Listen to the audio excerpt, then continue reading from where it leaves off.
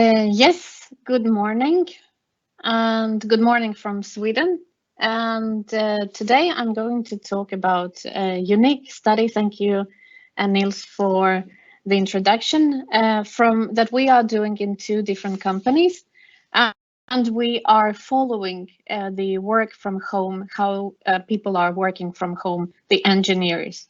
And to start with, I would like to say that this is a unique opportunity for me as a researcher doing most of my research work with distributed teams and virtual teams and projects that are distributed offshoring and outsourcing projects.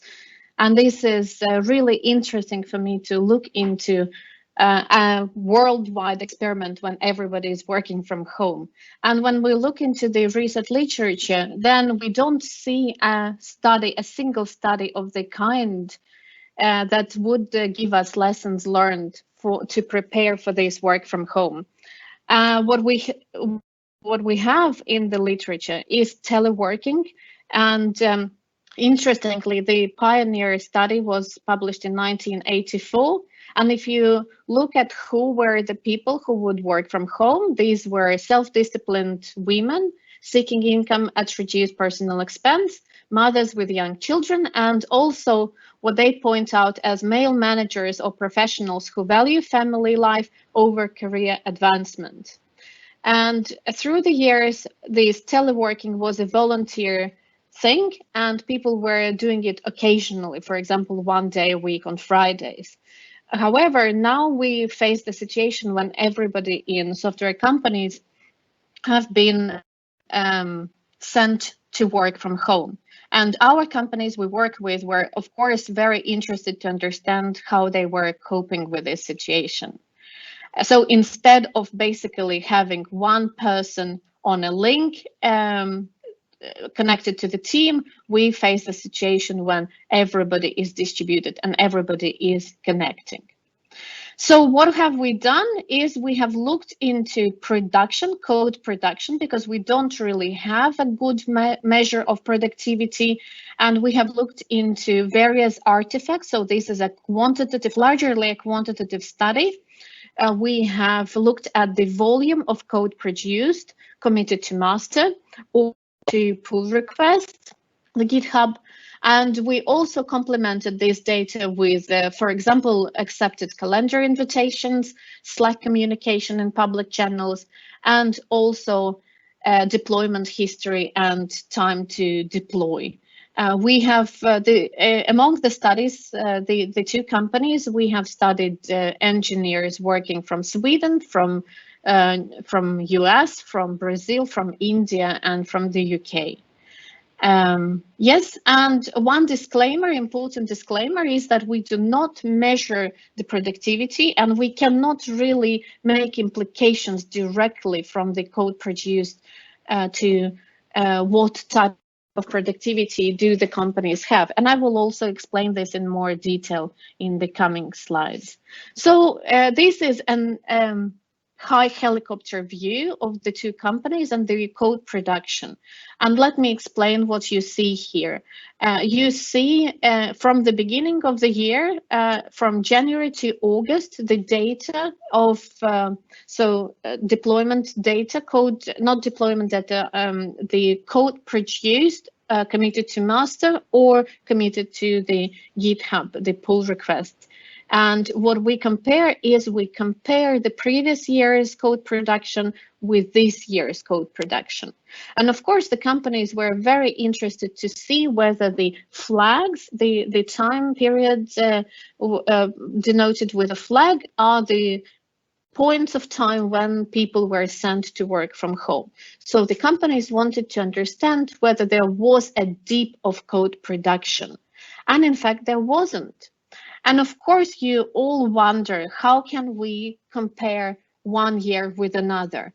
And that's not a very fair comparison, of course. So what we have done next is we have tried to normalize this by looking into the normalized production, code production per developer. So basically, in this year, company A has many more developers. So we want to see what is the average code production rate per developer. But here you also don't see really a big dip that would point out to something bad happening. And also you see that the curves fluctuate last year and this year at normal intervals. We can even see the weeks when there was Easter or hack weeks or different other activity weeks, the July months when people, June, July, when people are more taking vacation. So that is quite and comparable between the years. So basically, I could finish this presentation by saying that companies don't need to worry about code production in the work from home mode. And that would be the end of my presentation. But I'm a more curious person, together with the teams behind me, the research team. We have tried to zoom into this situation and really try to understand, why do we see what we see, and do we actually know what is going on in detail in the companies. So what we have produced are the following graphs. Here you see people employed both years. So we look only into people who have been active in code production last year and this year. This would eliminate the newly or recently onboarded people. These are engineers who commit lines of code, the volume of code production on average and per week, and we compare the average production rate last year and not last year, but in the office this last year, and working from home. So we basically compare the same engineer with the same him or herself. And people who are on the diagonal, these are people who produce roughly the same.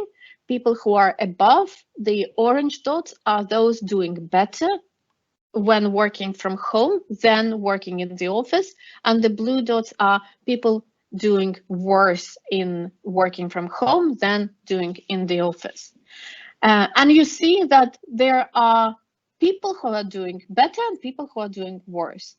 In company A, 54% produce more and 46% produce less. And in company B, 63 produce more and 37 produce less. This is a snapshot of data between March and September. And of course, we wanted also to zoom in a little bit more. And what we see is this is an recently created analysis of company A. And we basically see that the degree of people doing more, people doing better or worse roughly stays the same. So it doesn't really, 1 month doesn't stick out. For example, March, that was, you would expect this as an adjustment to the new ways of working, but that is not really sticking out as a completely different month in our data set. Unfortunately, I don't have much more to say here. This is quite a recent analysis, and we are going to dig deeper into these graphs and understand a little bit more about the differences with a statistical analysis. So stay tuned for this type of research in the future. But what we can say, Nils Bredemo and myself, we have talked to a lot of people by now at various points of time, and we keep asking the same questions. So we ask about routines. What do people do when they wake up in the morning until they end the day, and also how they are feeling about being disturbed or feeling isolated or not being able to complete their work or the otherwise. And what we see is this is, of course, a very rough picture of the profiles, the two profiles of people doing good and bad. Those who are challenged by the work from home mode are typically people who are not very disciplined, or they are dependent on others' help, significantly dependent. And who are doing good are fully onboarded engineers, socially integrated in the companies, self-disciplined, comfortable in terms of ergonomics and in terms of not being disturbed at home by others, and focused, uninterrupted, and working on relatively isolated or independent tasks.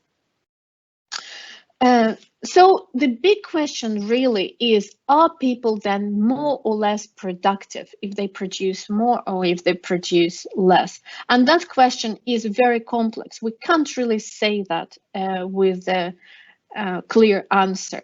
But what we can say is that if we look into a typical day before, when people wake up, take a morning shower, eat breakfast, commute to work, they have a daily stand-up, they start looking into the emails and coordinate work with others, have lunch out in a team, they have programming, pairing, helping out others, meetings, afternoon fika. In Sweden, we like fika a lot, as you see.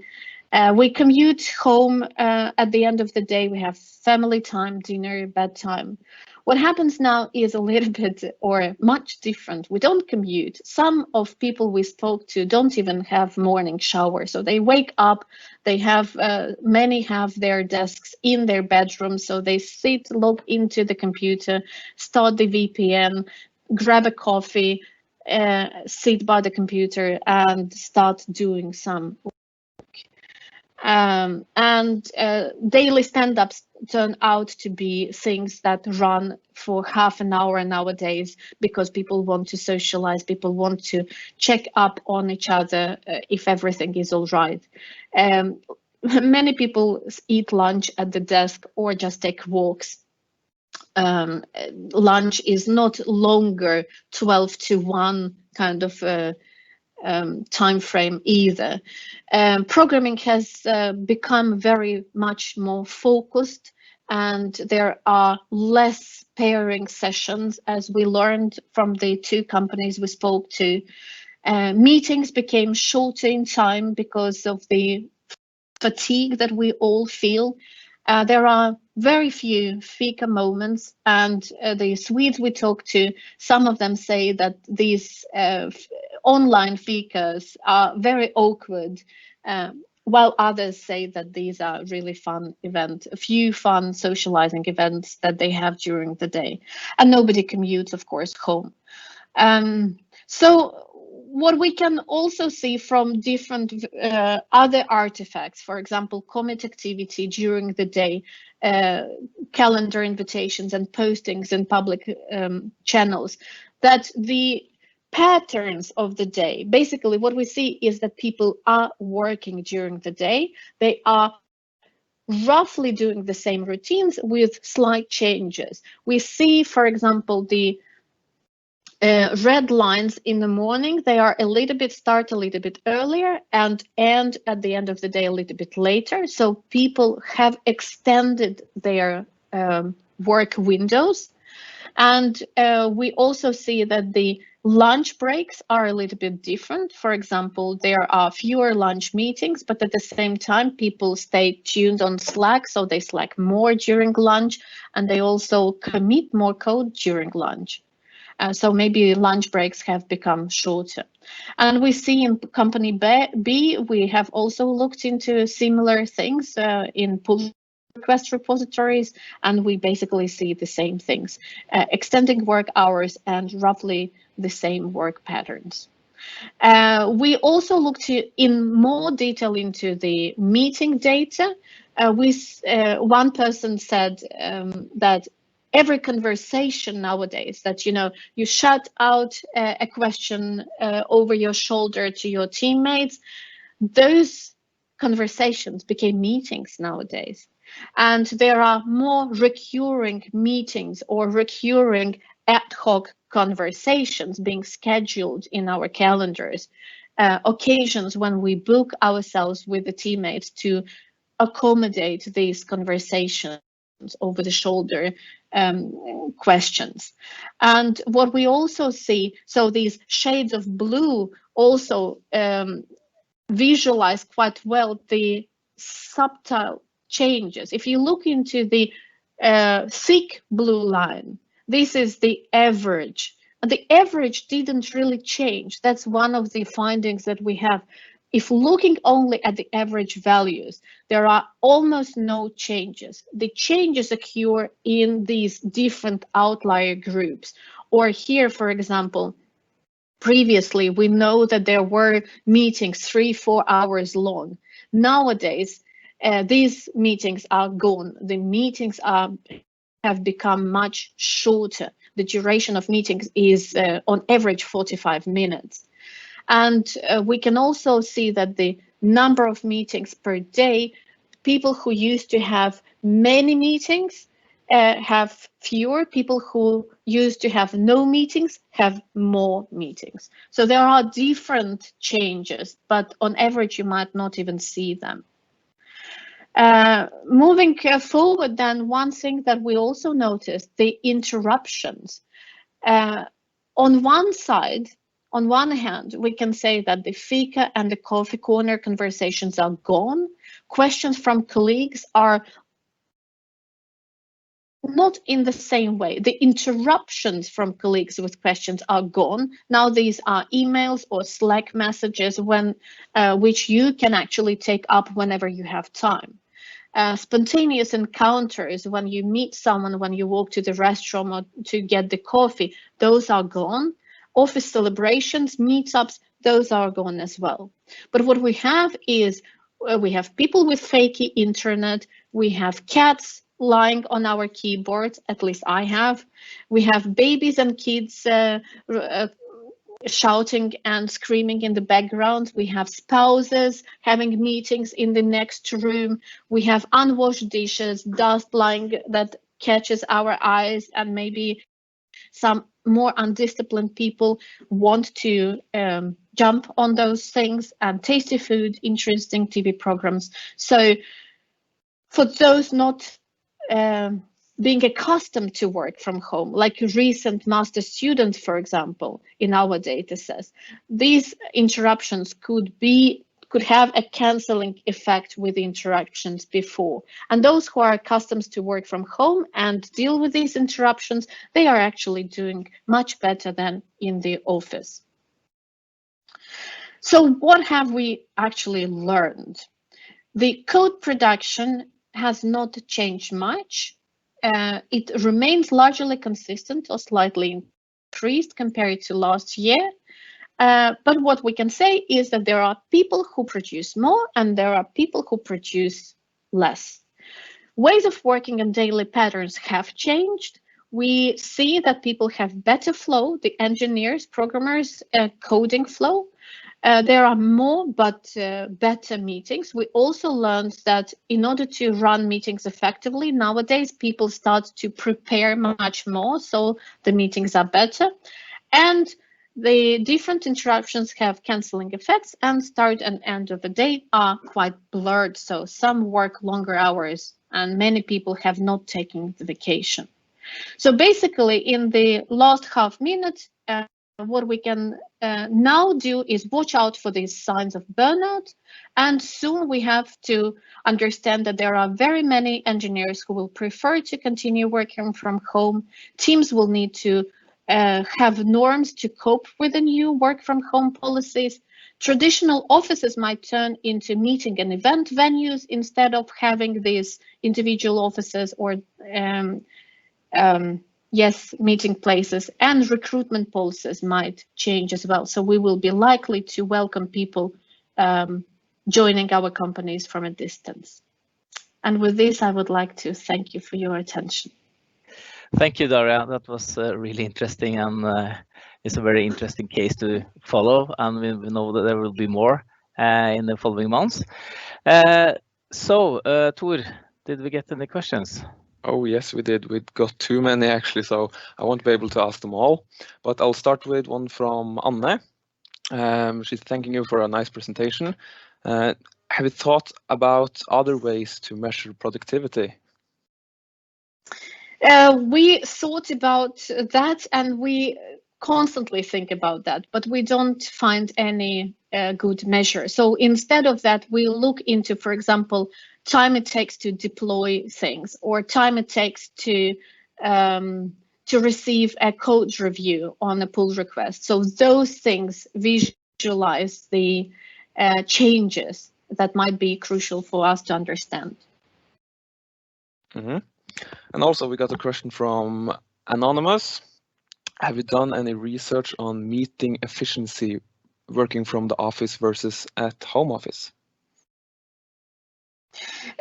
Only qualitative data, so nothing really detailed. I hope that we will be able to do that in the next year.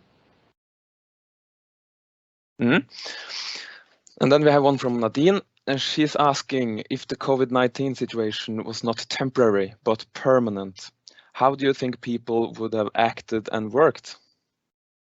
I think that's a very good question. And in our analysis and by talking to people, we see that the understanding that this is more permanent than at least people thought have changed how they behave. So in the beginning, the first 2 weeks, people thought it's temporary. So they did nothing. They worked from their knees with a laptop from a sofa. When they understood that it is going to long for several months, they started buying some things. And when they understood that it's for a year, they actually started moving to other apartments. A lot of people have started moving actually to bigger places. So we definitely see changes in the behavior and attitude towards work from home and preparedness for this in our 2 companies that we studied. And I think naturally, if we knew this from the beginning, people would behave earlier in a similar way. Mm-hmm. And lastly, we have a question from Kjetil, and he wonders how did you define top performers by the LOC? We looked into quartiles, so top 25 performance in terms of the volume of code they commit are top contributors. That's a good question because we wanted to understand who are doing better, who are doing worse, and that we have defined by looking into how much code is committed. Because if you commit 2 lines of code before and 4 now, it's a huge improvement, but it's insignificant for the company. Perfect. We still got 2 minutes, so I'll find room for another question. Do you have any experience with companies which have tried to set up virtual rooms in, for example, Teams to compensate for the chats with people by the coffee machine?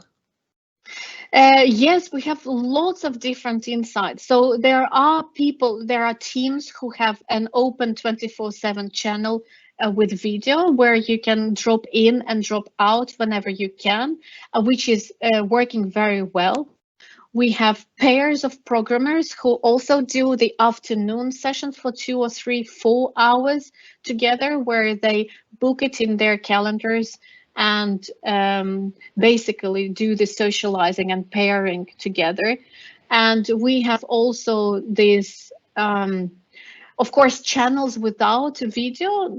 Each team that we have studied, they have either Slack channel or Teams room where they actually hang out together and chat and whatnot. They share the information. And then these 2 interesting maybe observations is one, that while the conversations that happen behind your back interrupt you, or if you leave the room, you're not a part of that, teams have made it possible to follow all the discussion that happened during the day without them being intrusive. And the second thing is that we have one company that works with a special tool for pair programming, and they say you can take control over somebody else's computer now when you pair online, which was not possible when you share one laptop or computer, stationary computer together. So they actually see the benefit that they have not had in the office. Okay. Super. Thank you, Darja.